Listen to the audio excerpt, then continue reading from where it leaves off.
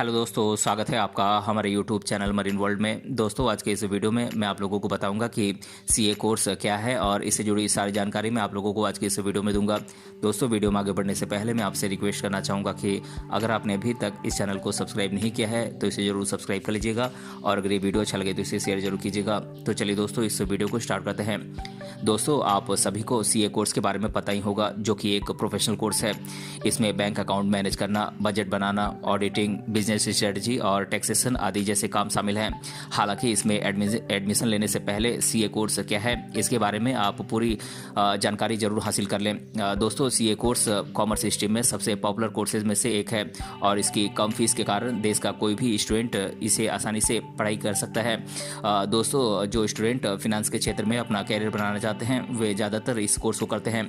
दोस्तों, अगर आप भी फिनेंस के क्षेत्र में अपना कैरियर बनाना चाहते हैं और सीए कोर्स क्या है इसके बारे में जानकारी ढूंढ रहे हैं तो आप बिल्कुल सही जगह पर आए हैं, क्योंकि इस वीडियो में हम आपको बताएंगे कि सीए कोर्स क्या है, सीए कोर्स करने के लिए क्या करें, इसके लिए क्या क्या योग्यताएं हैं, साथ ही साथ इस कोर्स की फ़ीस कितनी है, इसका सिलेबस क्या है और इस कोर्स के लिए देश भर में कॉलेजेस कौन कौन से हैं और इस कोर्स को करने के बाद आपकी जॉब कहाँ कहाँ पर लग सकती है और इस कोर्स को करने के बाद आपकी सैलरी कितनी होगी। इससे जुड़ी तमाम जानकारी मैं आप लोगों को आज के इस वीडियो में देने वाला हूँ, इसीलिए इस वीडियो को अंत तक जरूर देखिएगा। दोस्तों, सीए का फुल फॉर्म चार्टेड अकाउंटेंट होता है, जिसे हिंदी में चार्टेड अकाउंटेंट या फिर अधिकार पत्र प्राप्त लेखाकार कहते हैं। ये एक प्रोफेशनल डिग्री कोर्स होता है जिसमें आपको अकाउंट्स और फिनेंस के बारे में पढ़ाया जाता है। इस सीए कोर्स को पूरा करने में लगभग 5 साल लगते हैं और इसका उद्देश्य अकाउंट्स और अकाउंट्स इंडस्ट्री में अपनी पकड़ मजबूत करने में आपकी सहायता करना है। दोस्तों, इसमें आपको बता दें कि आपको 3 तरह की एग्ज़ाम्स सीपीटी, आईपीसीसी और फाइनल एग्ज़ाम पास करनी होती है। इन 3 चरणों को पास करने वाले कैंडिडेट्स को ही किसी कंपनी में सीए के रूप में नियुक्त किया जाता है। दोस्तों, बात कर रहे हैं सीए बनने के लिए किन किन एलिजिबिलिटीज़ की ज़रूरत होती है, यानी कि किन किन योग्यताओं का होना चाहिए। तो दोस्तों, सीए अगर आप सीए बनना चाहते हैं तो सीए बनने के लिए इंटरेस्टेड कैंडिडेट्स को कॉमर्स सब्जेक्ट के साथ 10+2 एग्ज़ाम पूरी करनी होती है और कैंडिडेट के पास कॉमर्स सब्जेक्ट के साथ 12वीं में मिनिमम 55 से 60% मार्क्स होने चाहिए और स्टूडेंट को सीए कोर्स में एडमिशन पाने के लिए एंट्रेंस एग्ज़ाम सीपीटी और आईपीसीसी देना होता है। दोस्तों, सीए बनने के लिए कोई भी उम्र सीमा निर्धारित नहीं की गई है। सीए कोर्स के लिए किसी भी स्ट्रीम के स्टूडेंट अप्लाई कर सकते हैं। दोस्तों, अगर आप ग्रेजुएशन के बाद सीए बनना चाहते हैं तो आपके पास ग्रेजुएशन में बीकॉम की डिग्री होनी चाहिए। और दोस्तों, बात करें सीए कोर्स करने के लिए आपके पास कौन कौन से स्किल्स होने चाहिए, तो दोस्तों सीए कोर्स करने के लिए आपके पास टेक्निकल स्किल्स होनी चाहिए और आपके पास टीम वर्क का अच्छा स्किल होना चाहिए और आपके पास अच्छी एनालिटिकल स्किल्स होनी चाहिए और आपके पास कॉन्सेप्चुअल अंडरस्टैंडिंग की समझ होनी चाहिए और आप में कॉमर्शियल अवेयरनेस का ज्ञान होना चाहिए। दोस्तों, अगर आप सीए कोर्स करना चाहते हैं या फिर सीए कैसे बने इसके बारे में जानकारी चाहते हैं तो दोस्तों, अगर आप सीए बनने के लिए सीए कोर्स करना चाहते हैं तो 10वीं और 12वीं के बाद या फिर ग्रेजुएशन पूरा करने के बाद इस कोर्स को कर सकते हैं। दोस्तों, 10वीं पूरा करने के बाद सीए बनने के लिए सबसे पहले आपको सीए फाउंडेशन कोर्स के लिए रजिस्ट्रेशन करना होगा। आप चाहें तो 12वीं कक्षा पास करने के बाद भी इस एग्ज़ाम को दे सकते हैं। दोस्तों, 10वीं कक्षा पास करने के बाद आप institute of chartered accountants of India यानी कि आईसीएआई में रजिस्टर कर सकते हैं और कॉमन प्रोफिशिएंसी टेस्ट यानी सीपीटी एग्ज़ाम की तैयारी आप शुरू कर सकते हैं। दोस्तों, 12वीं कक्षा पास करने के बाद आपको सीपीटी एग्ज़ाम पास करनी होती है। एग्ज़ाम पास करने के बाद आप आईपीसीसी के लिए रजिस्टर कर सकते हैं।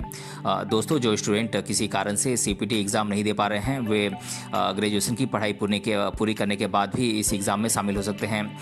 दोस्तों, ग्रेजुएशन की डिग्री हासिल करने वाले स्टूडेंट डायरेक्ट आईपीसीसी में इंटर कर सकते हैं, जिसके लिए बीकॉम ग्रेजुएशन में कम से कम 55 से 60% मार्क्स आपके होने चाहिए।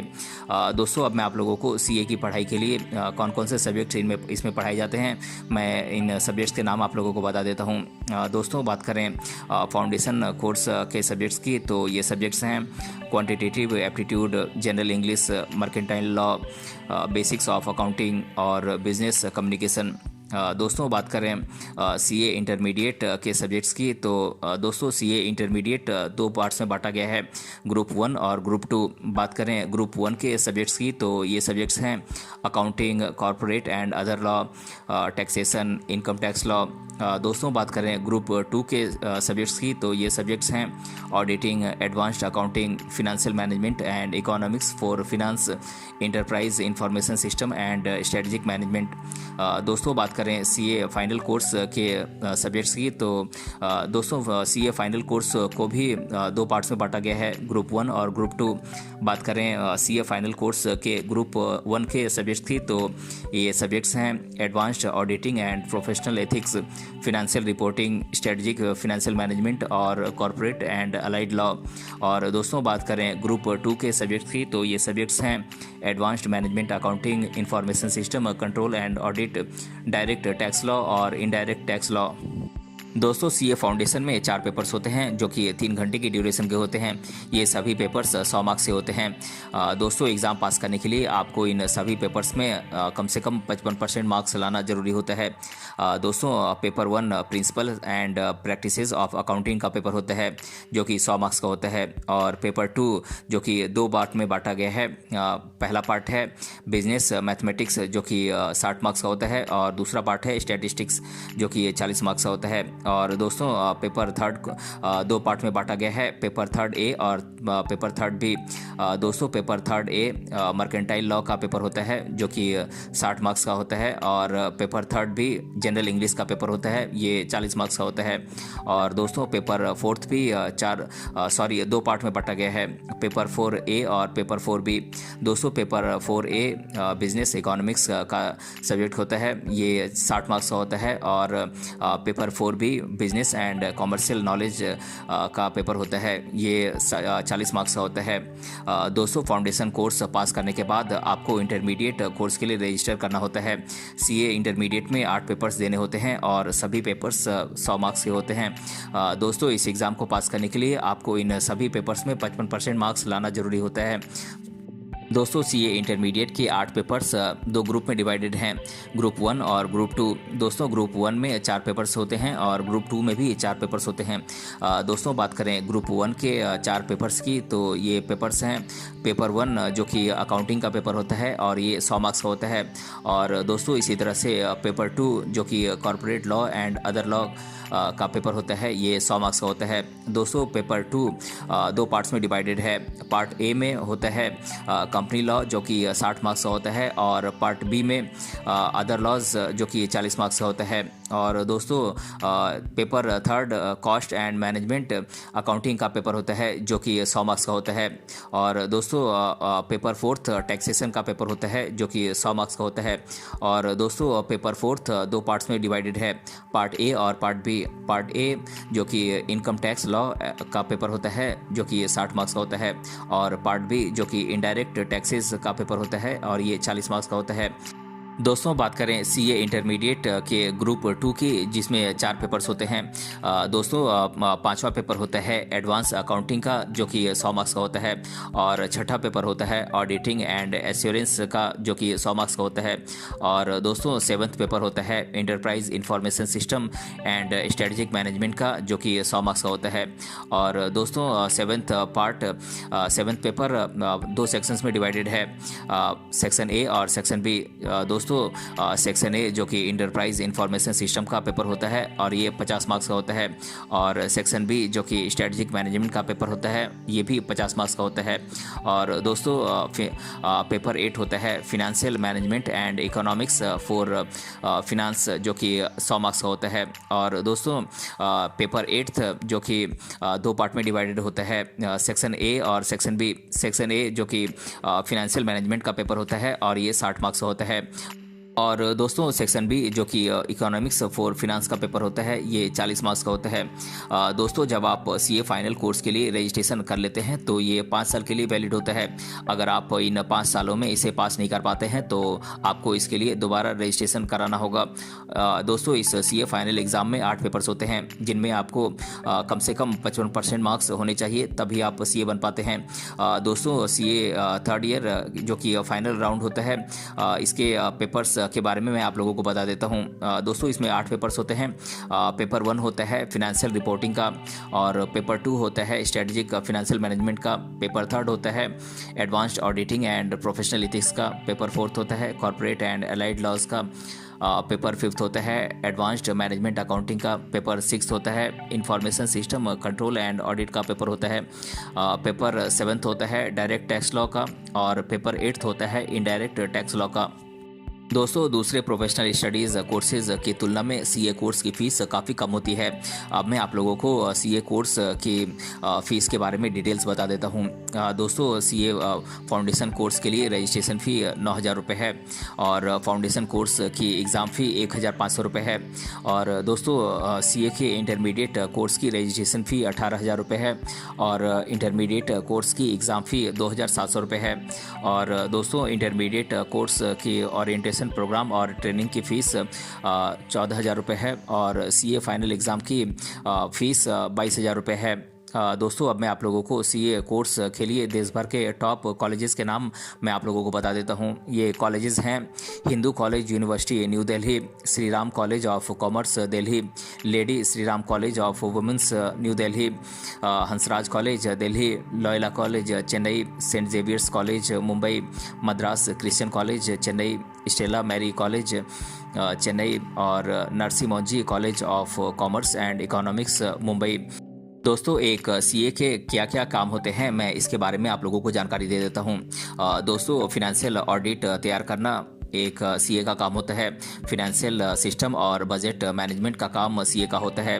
कस्टमर्स को टैक्स प्लानिंग पर एडवाइस देना सीए का काम होता है। क्लाइंट्स के साथ कांटेक्ट करना और फिनेंशियल जानकारी के बारे में सलाह देना सीए का काम होता है। दोस्तों कंपनी के सिस्टम की रिव्यू और रिस्क एनालिसिस का काम सीए का होता है। दोस्तों फिनेंशियल जानकारी और सिस्टम को वेरीफाई करने के लिए टेस्ट करना सीए का काम होता है। दोस्तों फिनेंशियल एडवाइस देना सीए का काम होता है। छोटे बिजनेसेस के लिए अकाउंटिंग रिकॉर्ड्स बनाए रखना और अकाउंट मैनेजमेंट तैयार करना सीए का काम होता है। दोस्तों मंथली और फिनेंशियल बजट के साथ साथ फिनेंशियल डिटेल तैयार करना सीए का काम होता है। दोस्तों कस्टमर्स को फिनेंशियल ट्रांजैक्शन पर सलाह देना सीए का काम होता है। और इंटरनल और एक्सटर्नल ऑडिटर्स के सहयोग से किसी भी कंपनी के किसी भी डिस्क्रिपेंसीज से निपटना यानी कि विसंगतियों से निपटना सीए का काम होता है। दोस्तों ग्राहकों को दिवालीपन से निपटने के तरीके के बारे में सलाह देने के साथ साथ बिजनेस को बेहतर बनाने के बारे में सलाह देना सीए का काम होता है। दोस्तों जहां तक नौकरी की बात है तो देश के सभी फिनेंस सेक्टर्स में सीए के लिए जॉब की संभावनाएं बनी रहती हैं, क्योंकि ये चार्टर्ड अकाउंटेंट के पास कभी भी काम की कमी नहीं होती है। दोस्तों सीए की पढ़ाई पूरी करने के बाद आपको आसानी से मल्टीनेशनल कंपनीज में चार्टर्ड अकाउंटेंट की जॉब आसानी से मिल जाती है। दोस्तों आप चाहें तो देश विदेश की कंपनियों में भी फिनेंस अकाउंट की जॉब आप आसानी से प्राप्त कर सकते हैं। दोस्तों अब मैं आप लोगों को सीए कोर्स करने के बाद आप किन किन पदों पर यानी कि आप किन किन क्षेत्रों में जा सकते हैं इसके बारे में भी मैं आप लोगों को जानकारी दे देता हूं।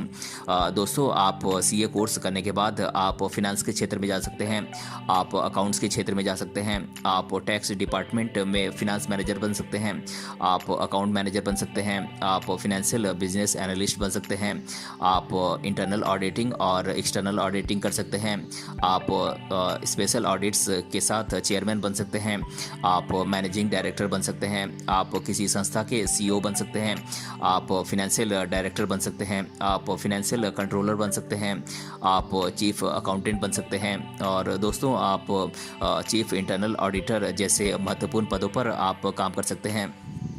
दोस्तों सीए कोर्स करने के बाद सैलरी की बात करें तो जब आप सीए बन जाते हैं तो सीए का काम बहुत ही मेहनत और जिम्मेदारी वाला काम होता है, इसीलिए इनकी सैलरी भी बहुत खास होती है।